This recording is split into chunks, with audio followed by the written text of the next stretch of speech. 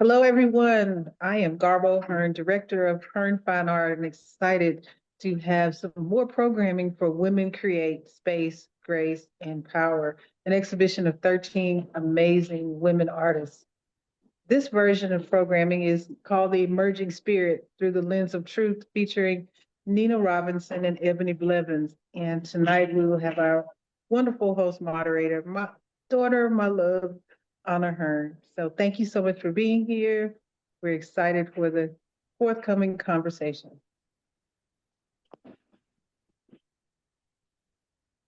Thank you so much for the introduction. I'm going to not spotlight myself. I am so excited to be here with you all tonight. I just want to give some really quick um, kind of disclaimers. We are streaming live to Facebook. So this will be a recorded program. If you don't want to be internet famous, please keep your cameras off. Also, you will not be able to unmute during the presentations. We will have a portion of this presentation where we will welcome you to unmute and definitely interact with our photographers here tonight.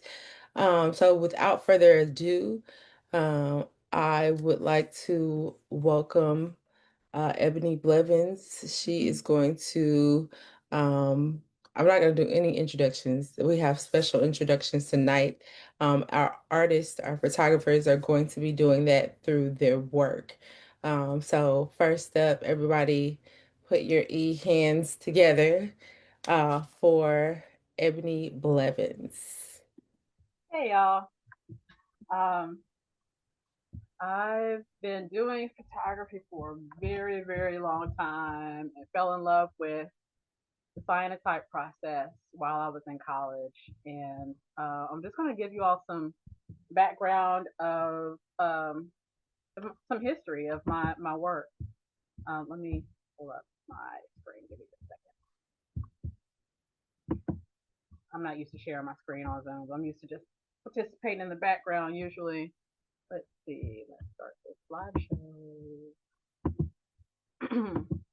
So I first started in photography when I was 8 years old. I was in 4-H, and then I won my first award when I was 12. So this is the actual photo essay that I did. I did a day at the zoo at the Little Rock Zoo, and we had a computer and I used print shop and made the little titles and everything and made this little photo essay and it won an award and I was like super proud of it.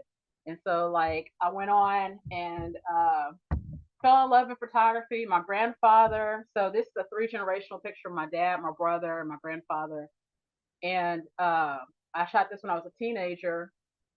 And we're going to tie it to another three generational picture because my grandfather passed away when I was a teenager, and then he left me his photography equipment. And this was just one of the pictures that I had shot at the time. I fell in love with action. I love sports. I love concerts to this day, and kids and pets because you just never know what they're going to do. And like different events and stuff that's happening, like whenever I go out and document protests as well, I like the spontaneity of like action and things happening. When I was a teenager, we had a house in downtown Little Rock, and in front of our house was the exchange for the Olympic torch, and Daisy Bates, received the Olympic torch in front of our house. And when I was in fifth grade, I was in an Arkansas history play. I went to school at Whitehall, and I had a racist teacher back then. She only allowed the black students to either be, I think it was just Daisy Bates or cave people. I chose Daisy Bates. I had the foresight back then to be Daisy Bates. So to actually like capture her with the Olympic torch when I was like 19, it was kind of like a full circle moment for me. Um, and so in college, I did lots of sports photography. I was the sports photographer for the Herald, which is a student paper at Arkansas State. Um, and I would do like track and football and basketball. If I'm not paying attention, I'll get hit in the head playing capturing basketball. And I also went on and was on the first women's rugby team in Arkansas State in 2000 as well. But that I didn't.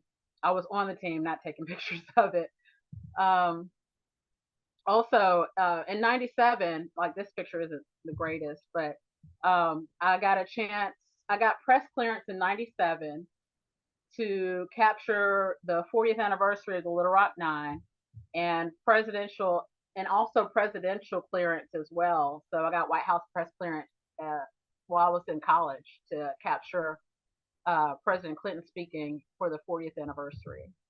Um, Also in college, I went on, like, MTV had the Sports and Music Festival in Memphis, and so I was able to. The security saw my camera and my camera bag, and they just let me carry it in. So I was able to get a picture of Tribe Called Quest right before they broke up.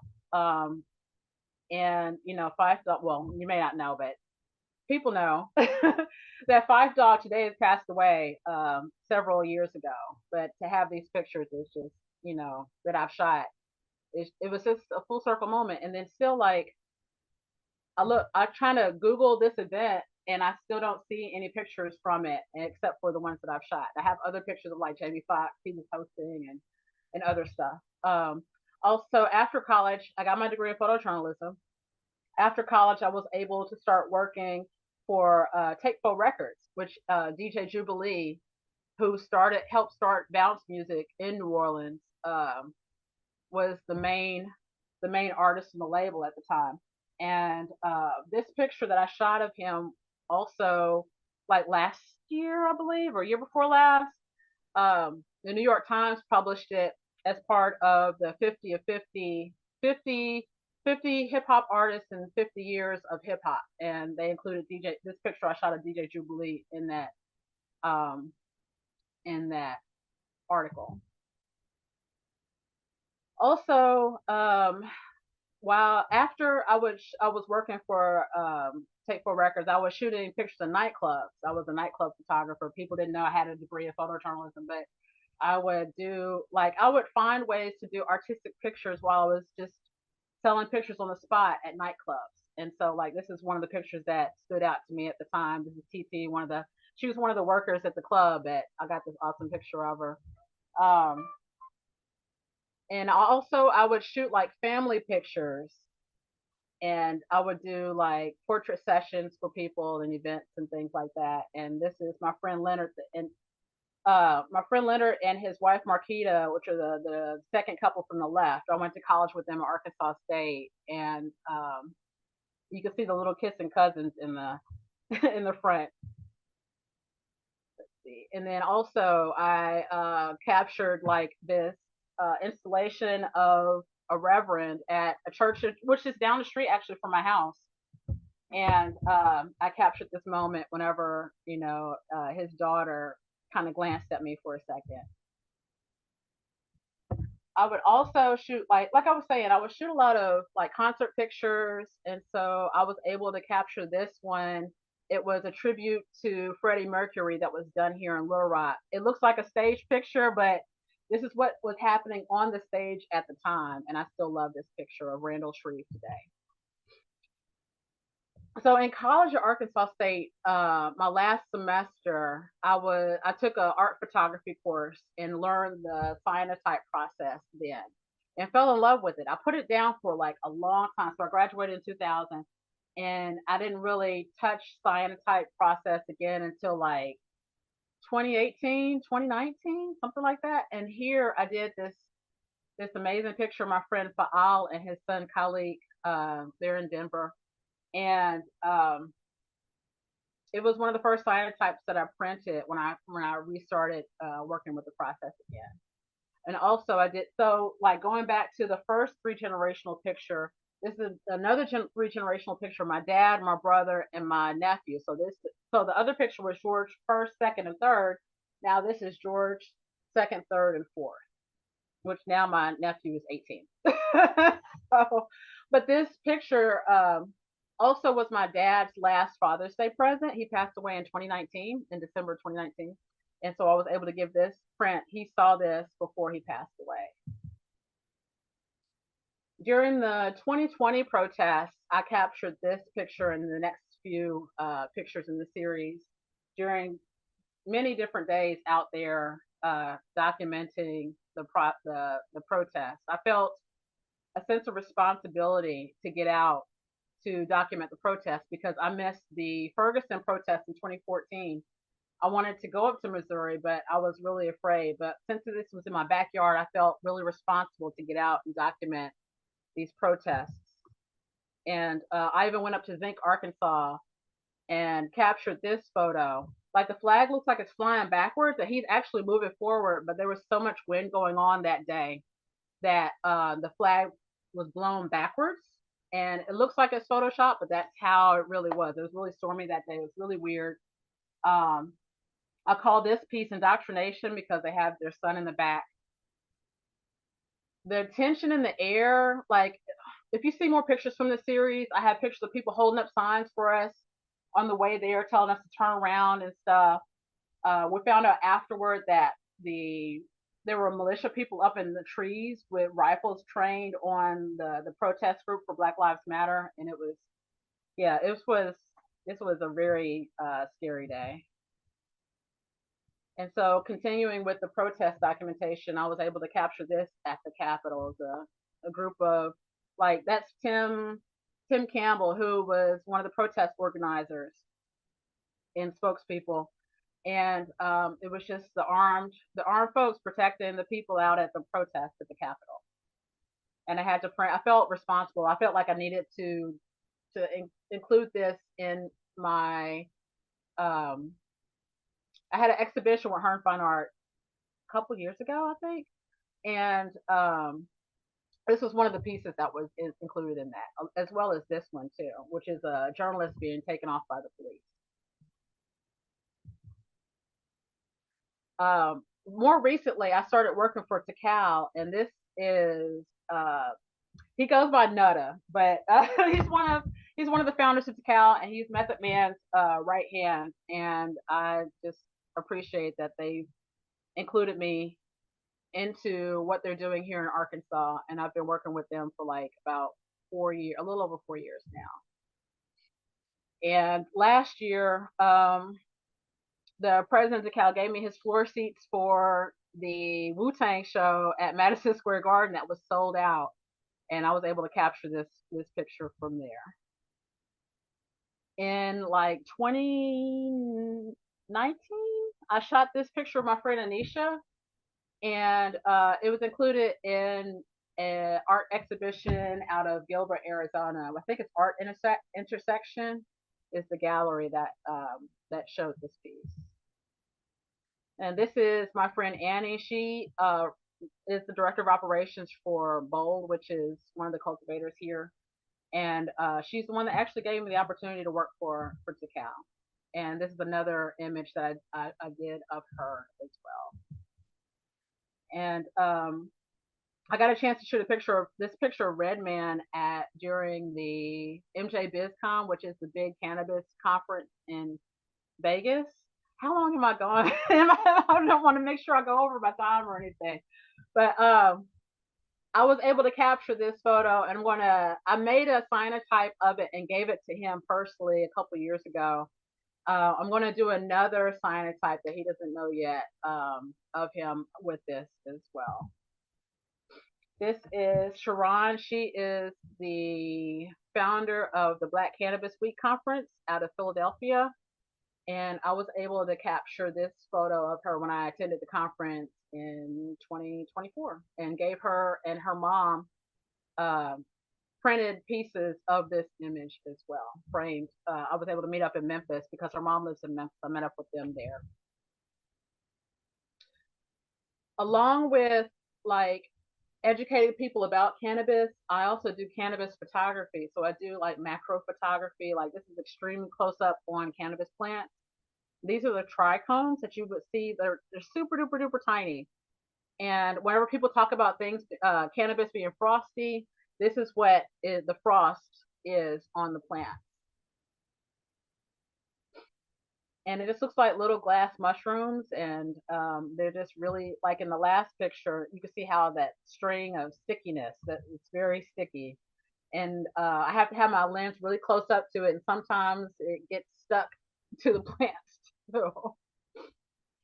This is a snowflake piece that is part of the current exhibition at Hearn Fine Art. And whenever it snows, I try to lay out black velvet to capture individual snowflakes in winter. They usually end up melting really quickly, but yeah, I take on the challenge. I love it. This is Marquita. Is it Marquita? Marlika?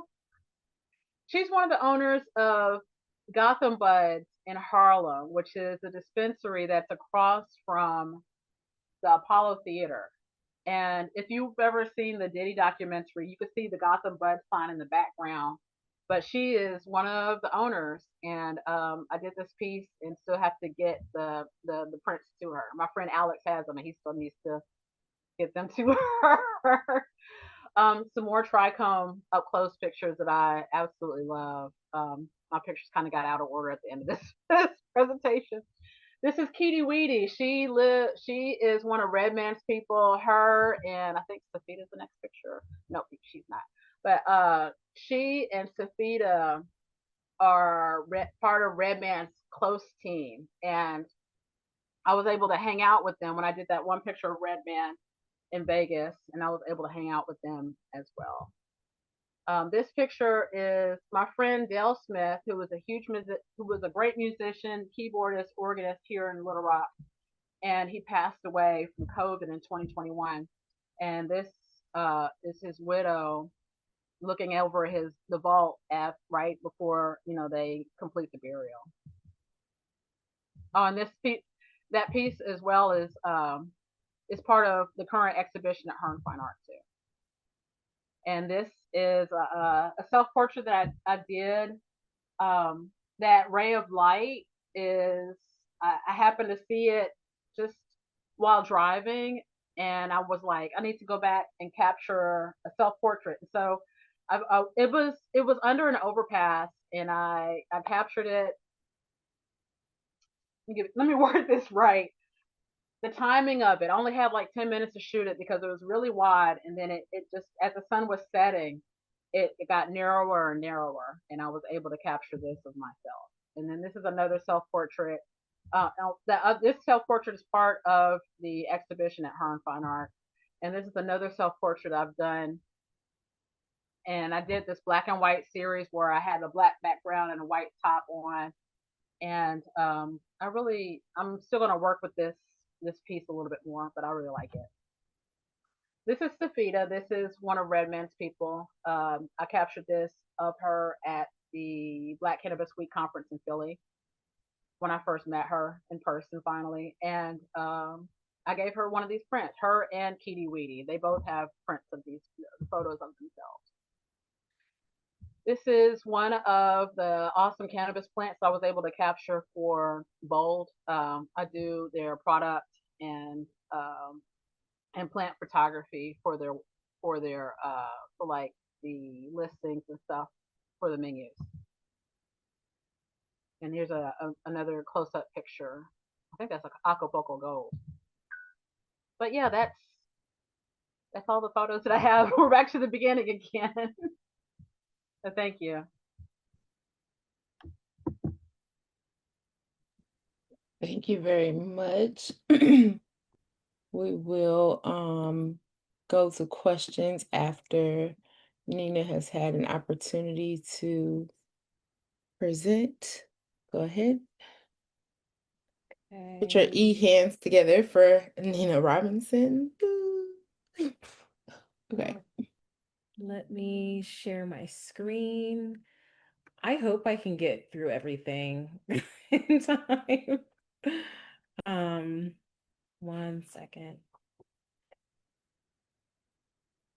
Okay. So I am going to start out with, well, first, my name is Nina Robinson.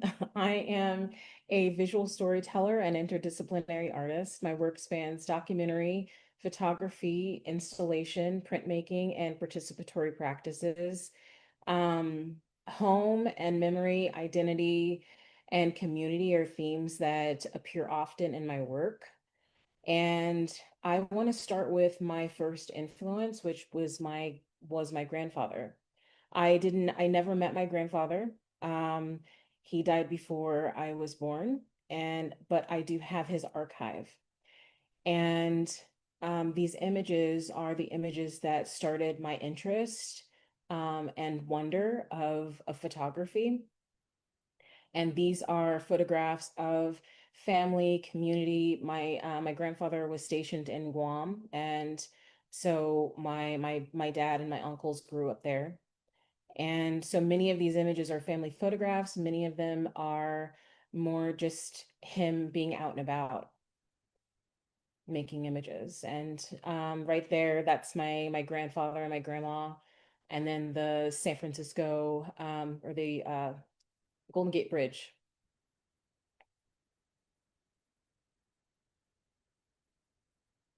And that's my grandma and my uncle. And then I'm gonna move into I started I don't think your images are moving or progressing through. oh, can you see them now? No, we're just stuck on like this snapshot, I think, of your grandfather. Oh, Yeah, let's see. It's, let's it's see. like your screen is stuck. Let's see. Maybe stop Uh, share and restart it. yeah, Okay. let's see. Did that work? Okay, let's start the share, do the share again. Okay. Let's see.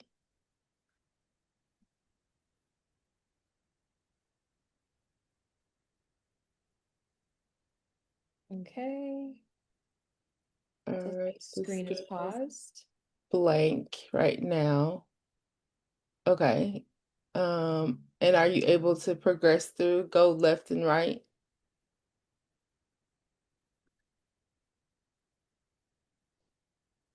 Did it work? Yeah, okay, now it's working. Okay, great. Do you see Um, them like a magazine spread? yes, yes, Okay. yes. All right, go ahead. Okay. You're good. We are in Mercury retrograde, Yes. so All so right. You're um good. this is so I think I ended it with my grandfather's he was my first influence. I started photographing musicians gosh when I was 19 years old, and I started shooting for Nylon magazine around my mid 20s. And so I would shoot bands anywhere from the Black Keys to the Dead Weather to local artists, Tao Wen, she's from San Francisco, to underground hip hop and in the Bay Area. And and then I went on to photographing nightlife in New York. And I did a lot of I got to be honest, when people look at these images and they're just like, oh, everybody's having a lot of fun. And also they get a lot of humor from this one. Um, that's definitely sugar, just FYI. But so, they look at these and they're like, this is a lot of fun. But this was honestly my only time that I was able to go out and photograph and just like continue my practice because I was working 3 different jobs. So nightlife was it just kept me going in my photo career, or just it gave me life. It was the only time I was able to just take my camera out and photograph for fun. And this particular image is of Jonathan Irons. This was an image that I made of him in when he was in maximum security prison. I think it was in Missouri, and he was accused of a crime he did not commit, and he was spending so far, at this point, he was spending 20 years in prison. And so there was a WNBA basketball athlete who was fighting for his release. And I remember these images ran in the New York Times, and after, I think the story ran at least 2 times. And after the second run of these images, he was acquitted of all charges and he was released. And I cried, I sobbed. And it was, I remember it was, I heard from a lot of people saying, wow, you photographed him so dignified. And it really bothered me that those were they were compliments, because why wouldn't I photograph him with dignity? Just because he's in prison, why wouldn't I photograph him with dignity? So that was something that really bothered me in my photojournalism career. Things like that, they were posed as compliments, but really I never really liked them. They were kind of like backhanded compliments. This was a woman I photographed, I think for the Atlantic a few years back. And um, this was, I think it was around a time when she, I think she was on trial, but she was charged with like possession, and they weren't even her drugs. And when I met her, we met at a park and she sat down with me and she started sobbing. And then she kept on apologizing to me. And she said, I'm really sorry, it's been a rough like few months, and this is the first time I was able to cry. And I gotta say, it was at the time I was thinking like, oh my gosh, it's so unprofessional of me. I teared up too, because but right now when I think about it, I don't think it was unprofessional. I'm glad that I was able to cry with her because she, after going through these trial and tribulations for several months, and this was the time she felt so comfortable and safe to cry. I'm really glad that I was the person that she was able to do that with. um so a lot of my I shot a lot of assignments for New York Times, for National Geographic, for Wall Street Journal, many different publications and stories across the US. And this particular story was about my family in rural Arkansas. And this is a picture of me holding my grandmother's hand and praying over her before she passed away. I was in New York at the time, and my mother wanted me to come out to Arkansas, and I wanted to say my goodbyes to my grandma. And I was supposed to stay for only 2 weeks.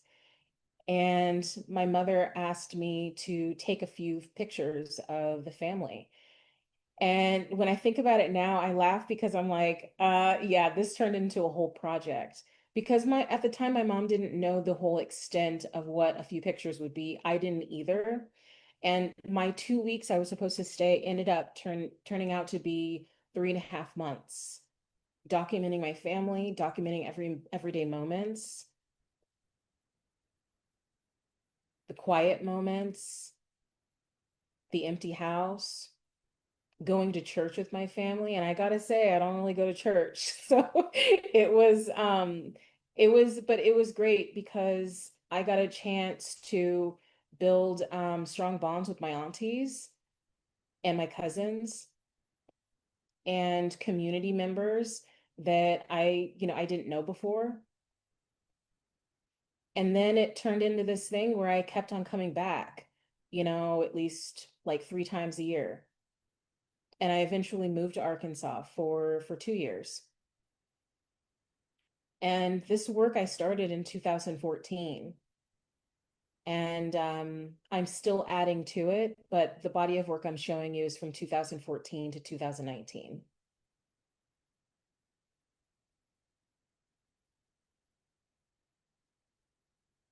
This is my little cousin eating a caramel apple. I think it was during Halloween.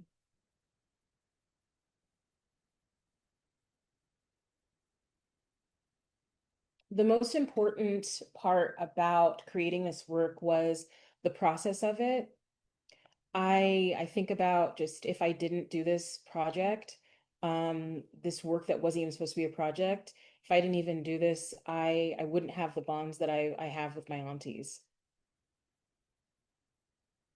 Now, this is a phototherapy class that I developed in the Bronx, in New York, and I worked with senior citizens. And it was supposed to be beginning photography class, but it turned into a phototherapy class because because of the lack of funding and the lack of resources.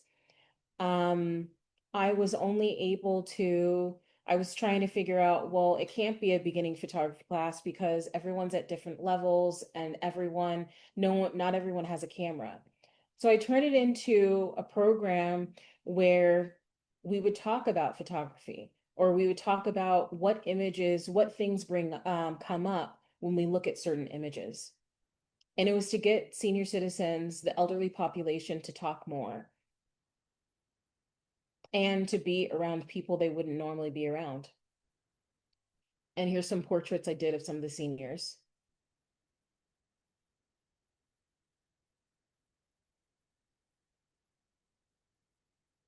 Now, these portraits, this body of work I did was in Minneapolis during 2020, after the aftermath of George Floyd's murder, and the uprising that followed.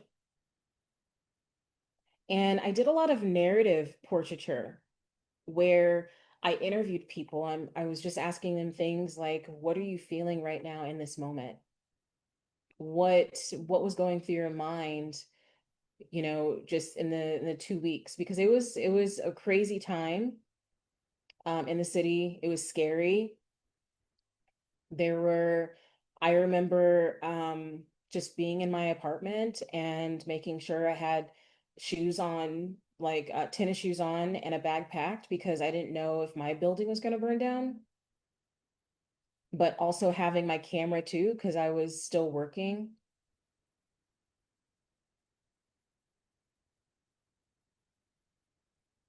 I think it was an insane time, but it was also a beautiful time because I met so many amazing people. And I wanted to be very intentional about how I photographed community.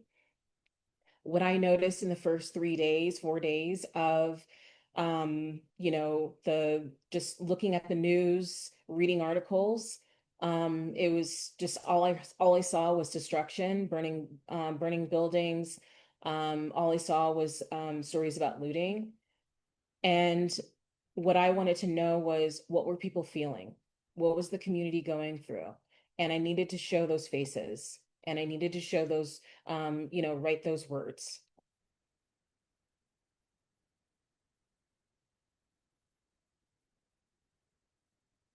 This is a project that I did with healing justice practitioners in Minneapolis during the same time. These are the people that come to the aid of protesters and community members in crisis. And here we go into this series. So I started doing science. I started to my work that's in the show right now, Spirit Room. It's it comes from this particular photograph. This was the photograph I made the day after my mother passed away. I was on the road. I was in Nevada, and I was going through like Elko, like I think just outside Elko, Nevada. And I saw this, shape in the sky. And so I started taking pictures of it. And it slowly morphed into this heart. And I just kept on staring at it. I was driving on the road and I was headed into a storm, but I couldn't take my eyes off of it. But once I saw it morph into a heart, I just started bawling my eyes out, because it was just this clear indication to me that my mom was still watching me. My mom used to follow my route from state to state when I would take on assignments for different publications. And she would always tell, like, she was on my friend finder on the iPhone. So she knew everywhere I was. And she would always call me or text me, cheering me on. It was the cutest thing. So seeing this, I bawled my eyes out. But I put these pictures in the back of my mind, and I started just writing in my art journal about, future projects, what I want to focus on, and I came up with Spirit Room. And I started to do a lot of testing. I started to test a lot of different imagery,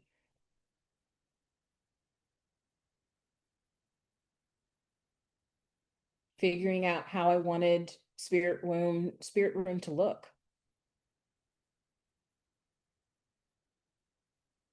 And then I came up with this image. This is a self-portrait of me. It's two pictures actually. It's a self-portrait of me, and the second picture is actually flowers. But it looks eerie. It looks almost like something is leaving my body. So I actually named this Spirit Room. I created this back in, I think, 2022. And then, which leads me to a series of images that is Spirit Room, that what it evolved to. The first debut of Spirit Room was at the Roswell Museum during my time at the Roswell Artist in Residency program. And the show that I had was an immersive, interactive experience where you walk in and it feels like you're stepping into another world. There was a heartbeat that consistently played throughout the exhibition. And it was a show about collective release and meditation. So along with the prints I made, which are these, um, I also created these cocoons, these sheer cocoons. And there was a rug inside and pillows, and there was signage on the floor asking people to take off their shoes and step inside and write down what they wanted to release out of their life. These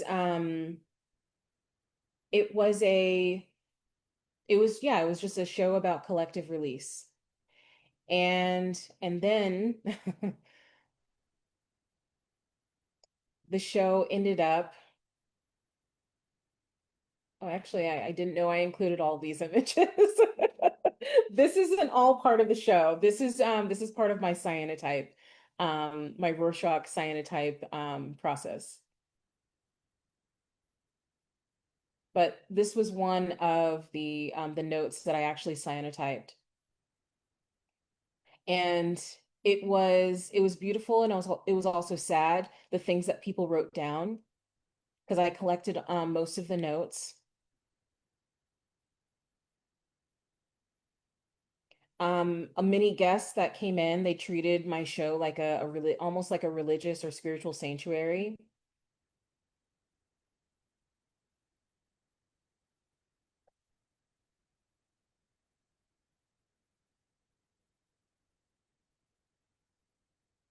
And this is a short video of the installation.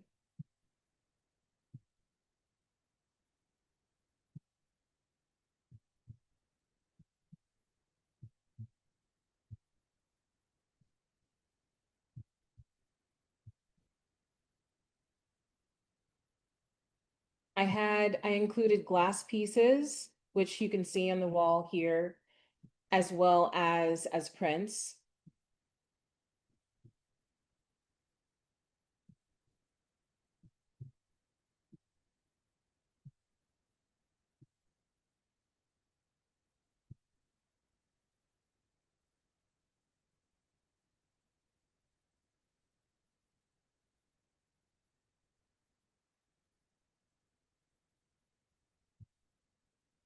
And then, so, and then the show ended, unfortunately, in one of the worst storms and floods that has happened, I think, in Roswell since 1920, the early 1900s.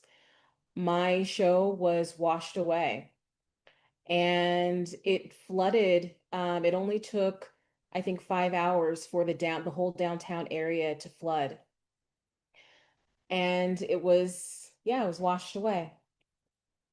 I I didn't know how to feel about this at first. I was sad, but I think two or three people lost their lives. So I couldn't, I felt sad that I lost my work, but when you think about the human life, the lives that were lost, it's no comparison. So, and I also think about how, I created this work with water. Water was the creator of all of this, and water was also the undoing of it. And it's kind of eerily beautiful to think that a show about collective release ended in flood waters and washed away. So I guess you can say that's a quick evolution of my career. Um, so we'll end it on this. Um, yeah, so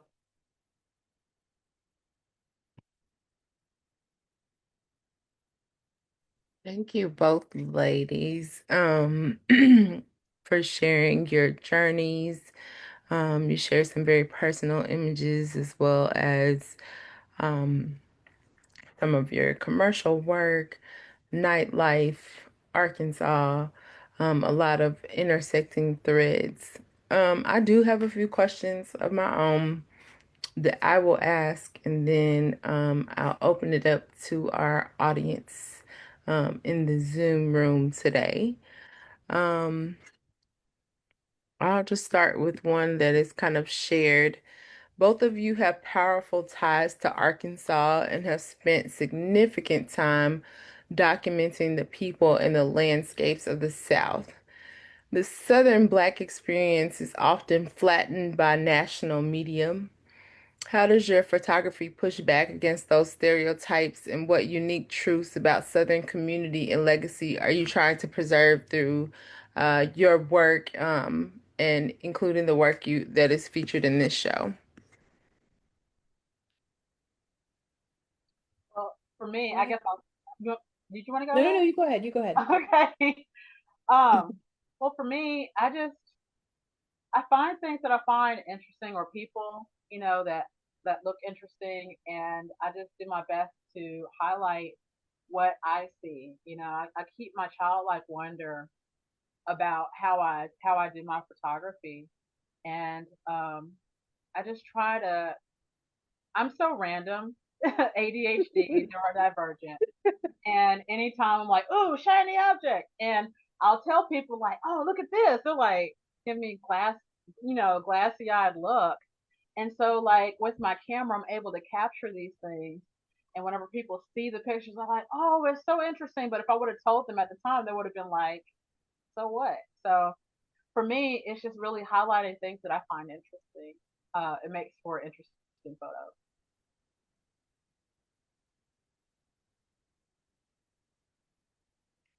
For me, I want to focus on the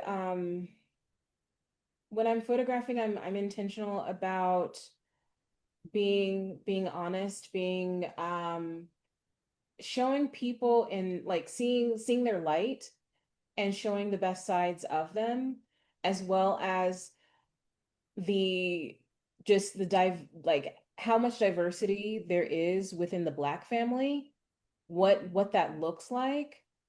And I mean, from Black cowboys to, just all these, and also like these memories, like what to me like is important is to capture like these memories. That's why I focus on the mundane moments.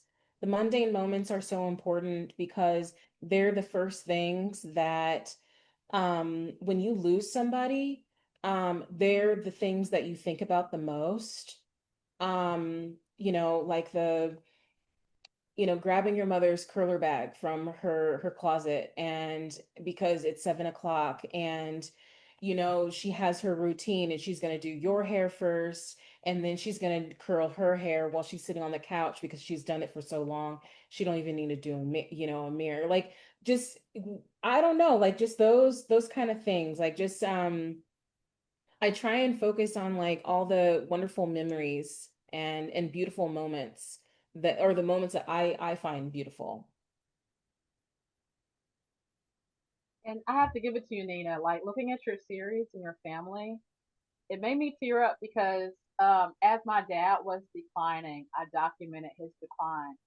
But even though he passed away in 2019, I still haven't had a chance or the courage or the gumption, I guess, to go through those photos yet. And I found, like I was cleaning earlier, and I found a roll of film that I had shot and these Ooh, developed from those times. And so, yeah.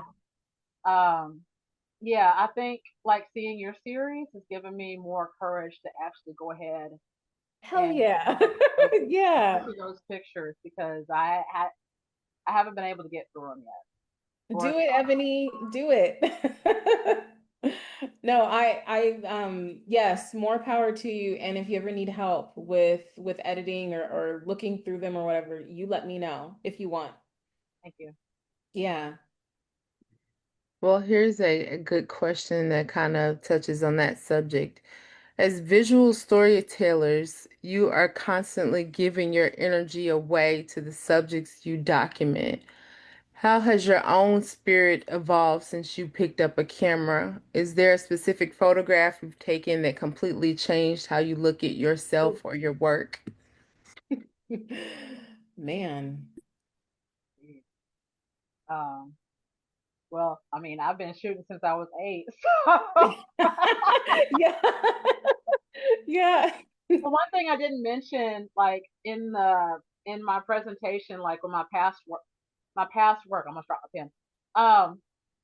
I started out as an art major at Arkansas State, and I was talked out of my major by a professor who said I wasn't good enough as an artist, Mm. and so I ended up changing to journalism. But I've known since I was 5 years old that I wanted to be an artist when I grew up. And so now, after graduating and getting my degree in photojournalism and doing more photography, even though I knew I was going to do photography in my art anyway, it's just, it I take that as a fire under my tuchus, because I was about to say the other word, because, I cuss like Me Taylor. too. It's okay. I know. But I try, Garbo's daughter, granddaughter. Yeah. But anyways, I take those words as a way for me to find motivation to overcome that and to make that man's fight his worst. So that's all I really was say. Yeah, it's helped me grow as a person, as a photographer, Mhm. to be a photographer for this long. I'm having a hard time with this one because I mean, it's not just one image, it's a series of photographs that have changed me. I mean, it's I think the more I got into telling stories across the US and getting assigned to tell different stories and being put in areas that are unfamiliar to me, the more my mind expanded and the more I learned about, just like I evolved in my approach in photography and also my approach in how I want to photograph people. And I'd say that first started, mm, the pictures that I haven't shown, but there are pictures on my Instagram. It's the photos I made of my dad the day before he passed away, and his words that changed me forever. That actually made me take off in the photo world because I was going to quit. I wasn't even going to like be a photographer. So his words, the images that I made of him, but also the words that he said to me was the like defining moment, like, yeah, I'm actually going to be a photographer.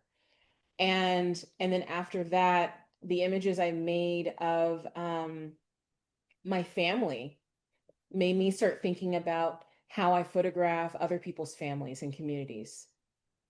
And um and also, and I gotta say, I did the phototherapy program that changed me, immensely changed me. Working with senior citizens changed me a lot. So I wouldn't say it was a photo. I would say it was just different moment. It was a series of photos and moments in the photo world. Thank you. Let's switch gears real quickly. The title of this panel, through the lens of truth, um, explicitly links truth with documentation. In a world saturated with highly curated, filtered, and AI manipulated images, what does the lens of truth mean to you in your documentary work? How do you know when you've captured an honest moment? And feel free to, just talk about your thoughts on AI. You can go ahead, Nina. Okay. I'd say, gosh, the lens of truth is for me it means being completely present, being the observer, making the image as is. Um, just the lens of that is what I see, like that's what it means to me. Being that observer, capturing what exactly is going on. No matter how gritty or rough it is, or it could be beautiful, but I'm just saying, like, photograph that, like that scene, and not being the controller of what everyone, what that scene, not manipulating a situation, saying, like, because oftentimes what I'm seeing in social media is people will manipulate, like it will be a photo of something, and then the person who's talking about the photo will have a whole other, definition or idea of what this photo is, and it's not. It's the, what actually happened and what was captured is completely different, and it's framed different from, just what the person is talking about. So that really bothers me. I don't want to talk about AI. I don't. When it comes to photography, it's unethical in photojournalism. So I just, like, any type of manipulation, is unethical in photojournalism. So that's all I have to say. And for me, like I don't really like AI, but still, like, going back, like you were talking about the manipulation of images. Like it's been, like you were saying, it's unethical, and seeing images being, photoshopped for beauty, where they, flatten stomachs and reduce things and plump things, certain things. And um, sometimes I would do that for like the record label, but I didn't like it. I mean, Yeah, I didn't yeah, like it, and I just don't, I don't like that, because they're trying to put this fake image of what women or people should attain, and that's yeah. something I really don't like about AI. Is people, Hmm. they think this is great, and this is, look at this picture, but I'm like, all of it's fake, or this video, and I'm like, this is AI slop. I don't even like to look at it to laugh. So, Yeah. um, Hmm. but I forgot the original question. ADHD.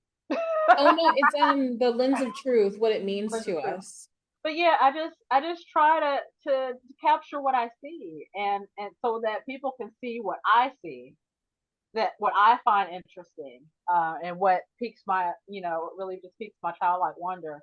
And then whenever people see the interesting picture, they're like, oh, okay, that is really awesome. So I just try to be as truthful as I can for my camera, unless people pay me more to not me.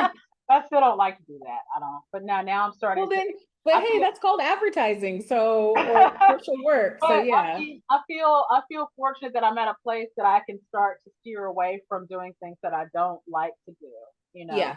and start to do more fine art type photography that I want to see. You know, Yeah. things I find interesting. I hope that covers it. Oh Mm-hmm. no, you're great. So here's my final question. Just for the aspiring photographers or storytellers in the room, who want to document their own families or communities but don't know where to start, what is the most important element of a powerful photograph? Is it the gear, the timing, or the emotional connection? Also, this is a bonus part of this question. Both of you all have delved in the cyanotype. Um, Definitely give your advice to future um, photographers, but also can you just talk about your connection a little bit more with the that shade and that process? Okay. Well, oh, Oh no, go I'll ahead. go Go ahead and ahead. think about your Yeah, no, I'm still thinking. so, one thing I love about Cyanotype, because I don't really have a studio per se, I'm able to do it in my home. You know, I've blacked out my bathroom Mhm. and there's splashes of blue everywhere all in my bathroom for working with this process. But that's one reason why I fell in love with it in college. I saw how I could see us because previously I had worked in the dark room, doing since it was before 2000. I did film photography back then, and so I learned how to do black and white, color, and color slide photographic process in darkroom. And I was like, it's going to be hard for me to do that at home. But then whenever I took the art photography course and learned cyanotype, I was like, oh, I could do this at home. You know, I saw the possibility of it, and then I put it down for a while and came back to it. But if you want to learn, I mean, it's a really easy process. It's really easy to do it at home and to do it on your own and experiment. You don't even have to create negatives to lay it to create the image. You could just take objects and create what they call photograms and create images that way. A lot of people will take flowers. I mean, the original Cyanotype started out as the original blue branding process, and in the 1800s they used it to document flowers and plants and things. And so people still do a lot of cyanotypes like that with plants. Um, what was the first part of the question, Anna? We can come back to it if Nina, if you want to talk about the cyanotype, we can kind of Um, come back to the other part. yeah, my answer is going to be pretty short. I think that I think you were talking about the connection with the process. Um, so I started on film when I first started photography, and I was one of those photographers that was like, I will never go to digital. And then I was in the dark room all day in art school. I would go in the morning, I would come out in the evening, type of thing. And I enjoyed that process. I remember I used to love the smell of fixer. Weird, I know, but it's also a photographer thing. So anyone who's developed film, they get it. But I stopped, I get it. I got into photographing with digital, a digital camera and everything. And that was more fast paced, and that was just it was just part of the time. It was part of like how photography evolved. So I stopped going to the dark room. I stopped shooting film. With that said, coming back to an alternative process where it's not necessarily in a dark room, but it's not a traditional dark room, but you make the room dark enough to where, you know, you can make the images that you want in your cyanotypes. I just it was this therapeutic process. It was beautiful to come back to something that I actually missed for a long time, and to work with water to make these images and to expose, the images out in the sun, or be more controlled, like in your, in your studio space where you're using UV lights. I enjoy the process. I love working with water, and I also love the color blue. Um, and to be able to create these images that I made for the show that are symbols of their, I call them, I guess they're puddles of our tears, what tears would look like if they were to fall at our feet, and what kind of puddle shapes would they make. And to kind of visualize like that, and make that process, it was just something that was very therapeutic to me. Thank you. Now I'm gonna come back to my question, but I do want to open up the floor to any of our Zoom participants. Do we have anyone that has any questions or comments you want to share with our photographers today while we're here?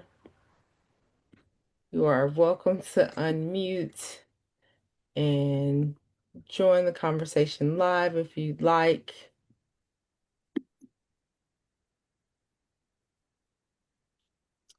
I think my mom may have a question. I just have a comment. I want to thank both of you all for your honesty and transparency about your journey. And it's just been a pleasure to work with both of you. And, I just love the color blue and what you do with cyanotypes. So it's not a question, it's just a comment and a thank you. Thank you. Anyone else? Any other comments? I think Angela, I saw a chat pop up. I saw a question pop up. Let's see what we got. Yeah, yes, that's a question for both, Ebony and Nina. If you all would just give me your feedback on it. Let's see what the question was. Give me 1 second. I'll go ahead. I'll just Go ahead. Yeah, ask your questions, please. just how has the development of film versus digital photography impacted your skill? I'm glad that I learned on film first, because film taught me to wait for that decisive moment and slow down, and not to erase your images when you are shooting digital in the camera. So you have a 35, like what, 28 to 35 like frames in one roll. And you have to make do with what you have until you change that roll out. So you were even more intentional, and it's the best for me. It was the best way to learn. I also have this photography journal that spans over like 10 or 15 years, where I documented like all my shutter speeds, lighting, everything. And because I'm the type of person, like, I couldn't remember anything. So I had to document it, but it has pictures, like photographs, things that I liked about my photographs, things I hated, what I can improve on. Digital, it actually became it made my process a lot quicker and a lot easier. And I'm thankful for digital. I'm thankful for, photography evolving, but there is something very nostalgic about film. And I feel fortunate because like last year, my uncle came down from Madison, Wisconsin, uncle by marriage. So my aunt with that pair is my dad's sister. But he gave me his father's medium format camera, and one of them was one of the old 1940s Hasselblad. And so I haven't started using it yet. I need to. I bought film for it and I haven't started it, but I will. I will start using it soon. But I just appreciate that, like you said, I started it with film, and it still boggles my mind that in college I shot an all manual film camera with no Right? having to advance the film each time I shot shooting sports. and capturing amazing pictures that way. And only had like such a little. Sometimes I would squeeze out like 42 because I would use a bulk loader to make my rolls of film, and I try to cram as much film as I could in there. I just found that bulk loader the other day, and I'm like, how the hell do I use it? But anyway, Okay, so we need to go out and photograph when I'm back in art when I'm in Arkansas. We need to do that but because I I mean, got a Mamiya 675. I haven't used in a few years, so yeah. but yeah, I'm glad that I started in film too, and now like I resisted up until like 2006 from getting a DSLR. But once I did, I became trigger happy, and I'm still having an issue with overshooting so much. Yeah. Like I was saying, my friend Alex is in New York. He's a photographer. He used to shoot for the Source and stuff, and he shoots wrestling. And he came down here and shot we shot wrestling together. He's like, "You shot so much. Why do you shoot so much?" I'm like, that's just what I do. But it does, like, film did make me patient because I had to wait until I got back. Like, it's interesting how you, especially with like sports and concerts and stuff, when you see that shot, as soon as you take it, and you're just like, please be in focus, please have the right f-stop, please, all the all the things, and then when you go back to the dark room or go back and edit the photos, like, oh my god, great, this is exactly what I saw when I took that image. And sometimes you just know that all the things fall into place to make that image happen. And I just really appreciate those moments that still happen today. I hope that covers it. Well, that was perfect. Thank you, ladies. Thank you. We also have a question from Scarlett Sims. I like this question, and I think it's a perfect one to end on.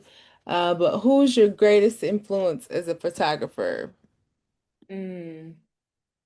Well, for me, like, I started falling in love with Roy de Carava's work in the you just like in Yes. the early in the early 2000s, and then like in 2000, when I was working for Patrick Oliver, the Say It Loud program here, he brought down Jamel Shabazz, and I was able to Mm. shoot with him. And I showed him my portfolio at the time, and he just really appreciated my work.